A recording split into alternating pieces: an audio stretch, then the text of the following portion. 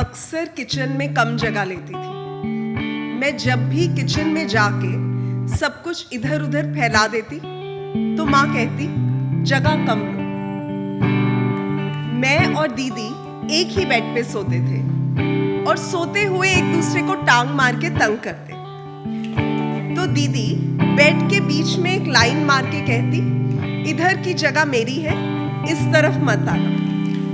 और मैं जानबूझ के उसे चिढ़ाती रहती। जब भी सोफे पे पाँव फैला के बैठती तो माँ कहती ठीक से बैठो, लड़कियां इस तरह नहीं बैठती।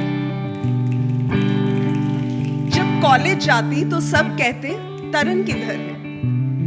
मैं अक्सर क्लास में कम और आसमान में ज्यादा रहती थी। कभी पोएट्री, कभी थिएटर, कभी दोस्त। दिन यूं ही गुजर जाता।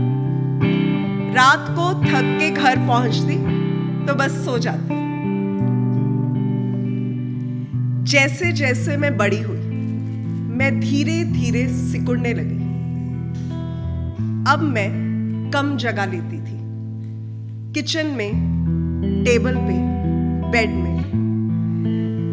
अब मैं पाँव फैला के नहीं, बेड के कोने में सिकुड़ के सोती थी। अब मैं कम उड़ने भी लगी थी। अगर थोड़ा सा उड़ लेती तो गिल्ट से भर जाती। मानो हमें बताया गया है कि सिकुड़ के रहना। लेकिन उस दिन जब मैंने आईना देखा तो खुद को पहचाना ही नहीं। जैसे मैं 10-20 साल बूढ़ी लग रही थी। जैसे उम्र के साथ लोग सिकुड़ जाते हैं।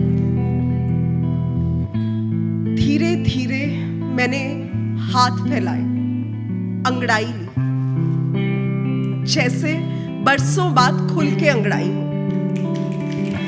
और उस वक्त मैंने आईने के अंदर की तरफ से ये वादा किया कि अब और नहीं सिकुड़ूंगी। बस उतनी जमीन जिस पे मैं खुल के चल सकूं, लिख सकूं, सो सकूं, वो तो मैं लूंगी।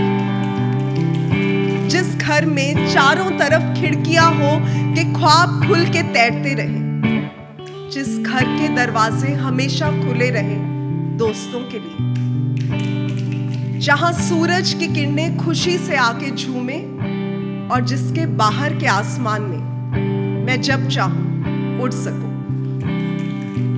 जिस जमीन की औरतें चलती रहें, लिखती रहें, जीती रहें, सिकुड़े नहीं, सिर्फ जिंदा नहीं, जिंदगी जिएं खुल के।